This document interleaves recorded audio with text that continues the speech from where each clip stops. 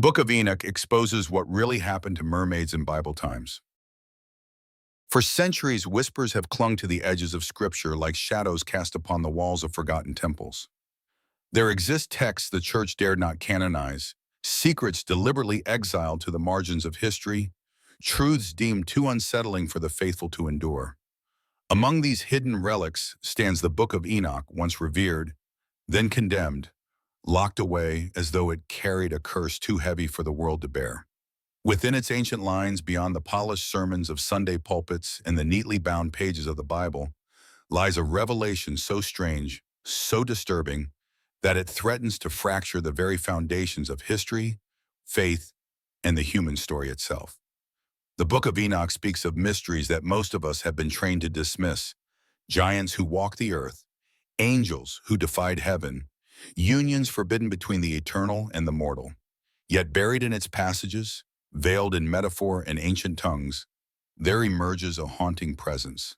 Beings of the deep, half human and half otherworldly. We know them today as mermaids. But in the age of Enoch, they were not myth.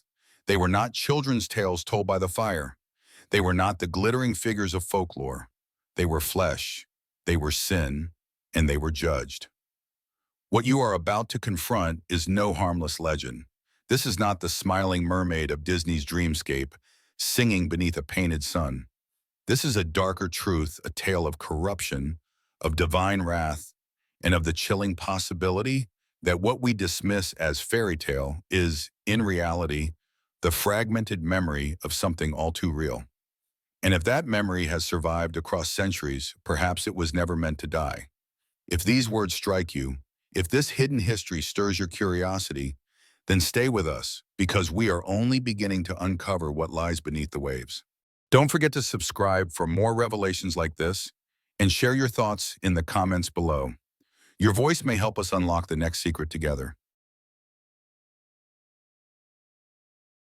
The forbidden pages that reveal mermaids in ancient scripture. The Bible you know, the neatly bound book resting on pews, on nightstands, and on coffee tables across America, is not the whole story.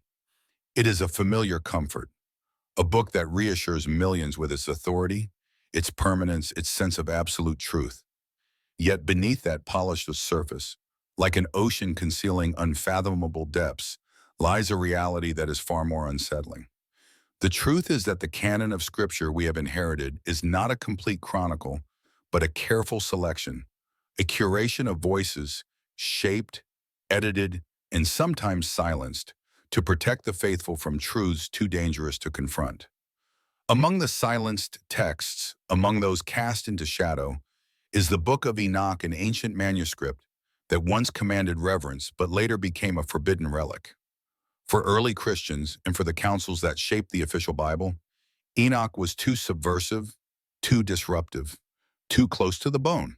It dared to expose realities that challenged the neat boundary between heaven and earth, myth and history, flesh and spirit. It spoke openly of angels who abandoned their place in the divine order, of their lust for human women, of the strange, monstrous offspring born from these unholy unions. It spoke of knowledge denied by heaven, yet given freely to men. Knowledge of weapons, enchantments, sorcery, and the stars. And buried within its pages, it spoke of something even more extraordinary, something more disturbing still. Beings not of the land but of the sea, beings whose shapes resemble what we now know as mermaids. Creatures neither fully human nor fully otherworldly, bound inexorably to the waters and whispered about as if they were remnants of a corruption that once threatened the very balance of creation. These passages, these strange fragments, do not describe the romantic nymphs of Greco-Roman poetry or the harmless sirens of sailor songs. They describe something darker, something born not of whimsy but of rebellion. They are tales of hybrids, twisted children of divine arrogance and human vulnerability, outcasts who did not belong to heaven, nor to earth, nor fully to the deep abyss of the ocean. They were beings birthed from the desecration of boundaries, the violation of order, the mingling of realms that were never meant to touch. And if this is true, if the mermaids of ancient myth are not merely the inventions of human imagination, but are instead echoes of the broken offspring of angels, then the exclusion of Enoch from the biblical canon begins to make a terrible kind of sense. For what would have happened if the faithful had known? What would the church have become if ordinary men and women were told that the legends of mermaids were not pagan invention, but fragments of suppressed history, memories of creatures who walked or swam in the very age of the flood? The church feared that such knowledge would break the fragile frame of faith, that the human soul could not withstand the terror of such truth. The language of Enoch is cryptic, cloaked in symbols and phrases that seem designed to veil as much as they reveal. Yet to the attentive reader, to the one who dares to look past the veil, the connections are startlingly clear. The text speaks of strange flesh, of beings of the deep, of corruption that defiled creation. These are not idle phrases, not poetic flourishes. They are fingerprints left in the margins of history, clues pointing toward an uncomfortable reality.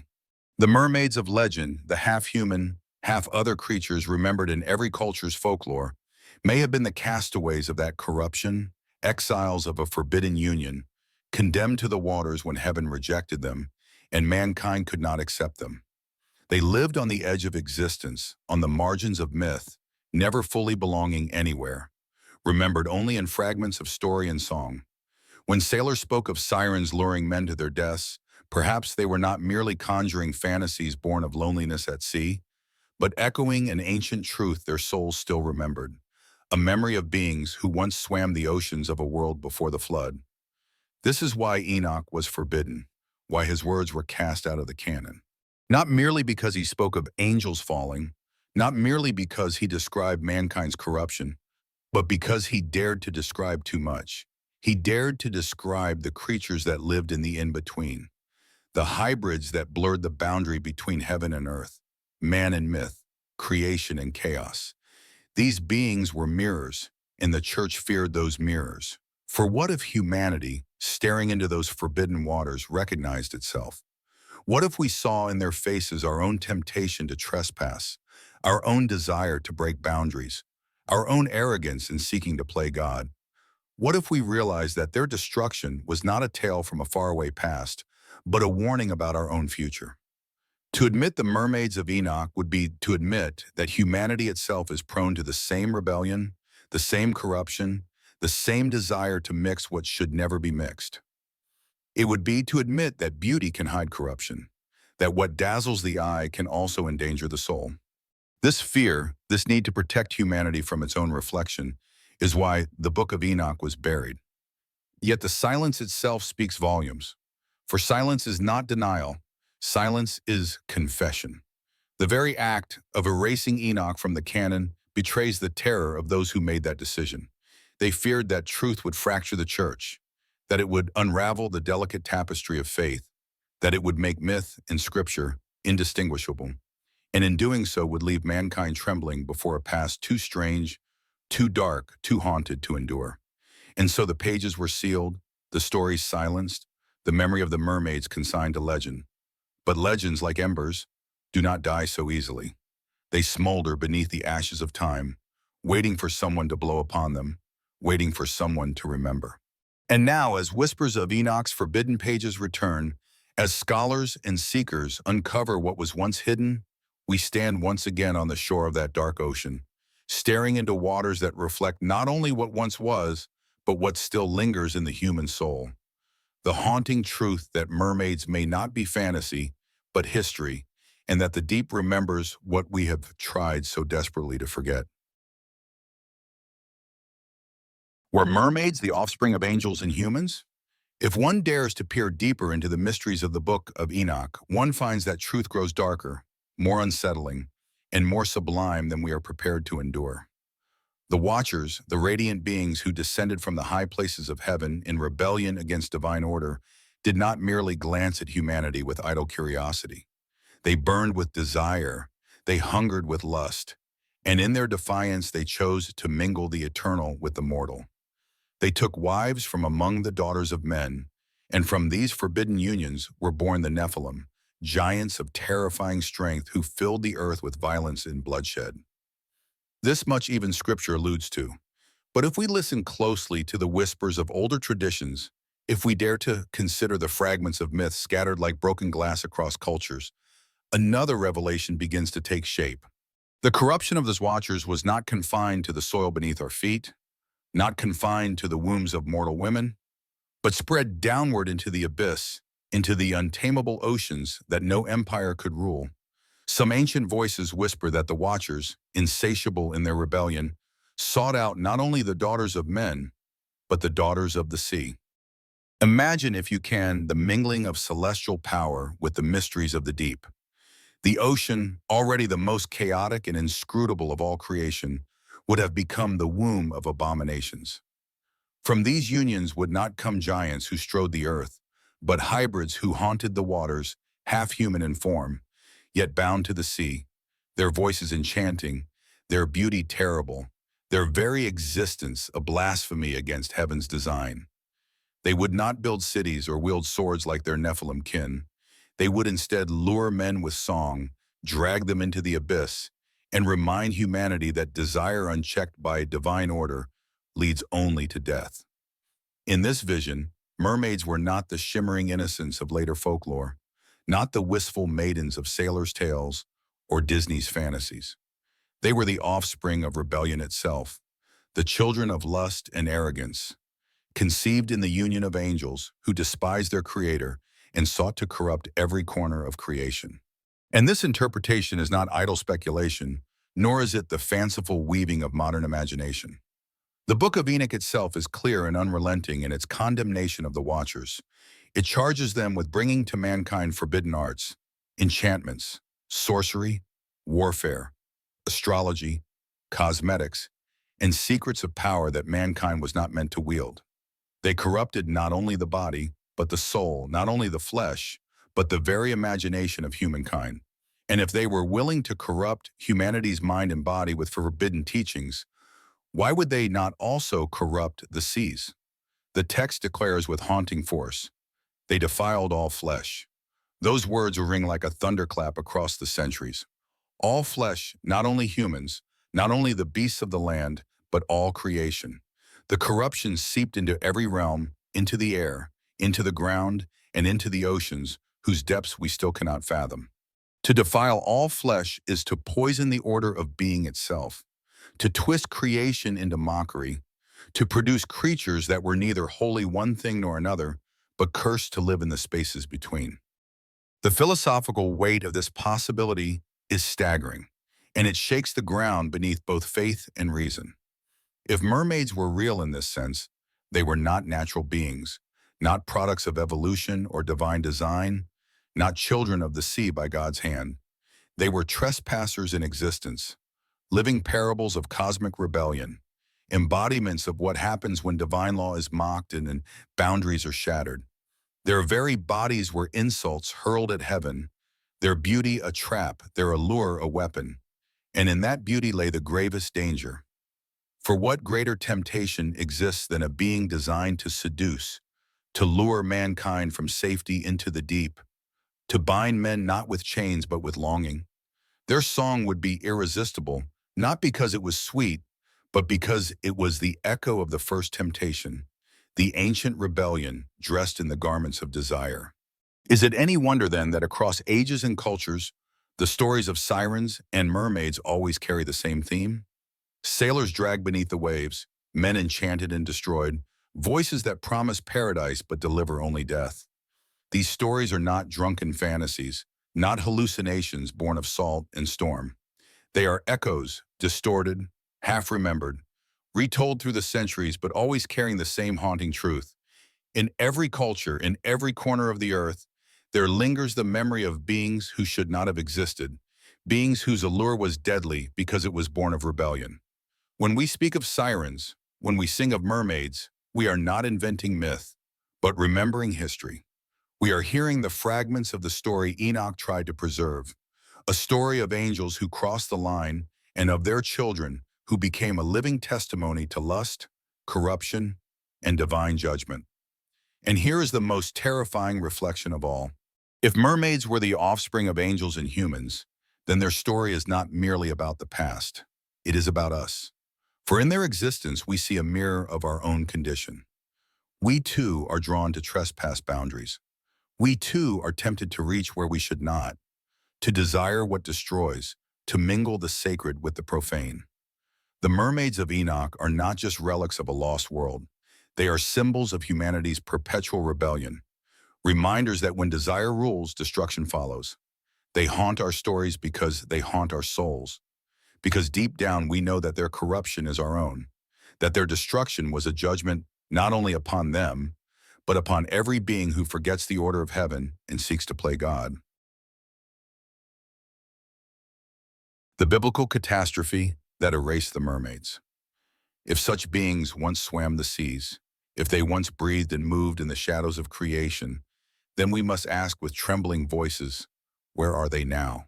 Why do we no longer see them except in fragments of folklore, in whispers passed down through story, song, and the trembling superstitions of sailors? Why do they remain only in the faint outlines of myth, shimmering on the edges of our imagination, yet absent from the seas we know today? The answer, chilling and immense, may lie in one of the most famous events recorded in Scripture, the Great Flood. For ages, this flood has been taught as God's judgment upon humanity, a cleansing of wickedness from the earth, a reset of the world corrupted by violence and sin. But what if the judgment extended further than humanity?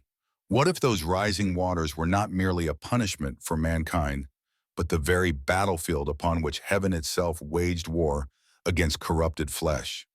What if the flood was the weapon of final annihilation, not only for men who had lost their way, but for every hybrid, every abomination, every trespass against the natural order of creation, including the mermaids?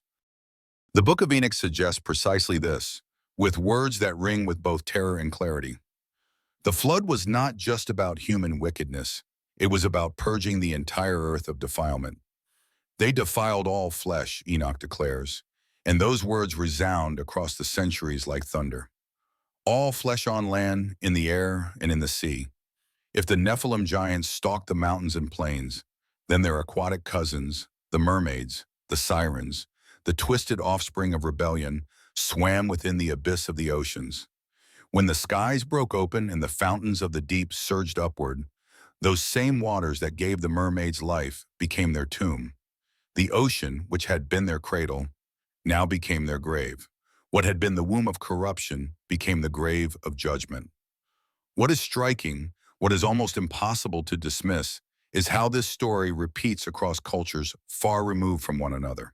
Ancient Mesopotamian myths speak of beings half human and half creature, destroyed in floods unleashed by the gods.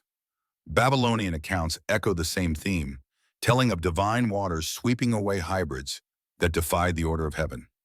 Even in Norse and Celtic traditions, we find tales of half-human beings, sea maidens, water spirits, ocean dwellers destroyed or driven into hiding by catastrophic floods or divine wrath. Across continents, across centuries, the pattern endures. A race of beings, neither fully man nor beast, swept away in judgment, their memory preserved only in the song and legend. How could such a pattern exist unless it pointed toward a shared memory, an echo of some ancient truth buried beneath the waters of time? We may call it myth, but myth that repeats itself across civilizations may, in truth, be the residue of reality. Yet the meaning of the flood runs deeper still.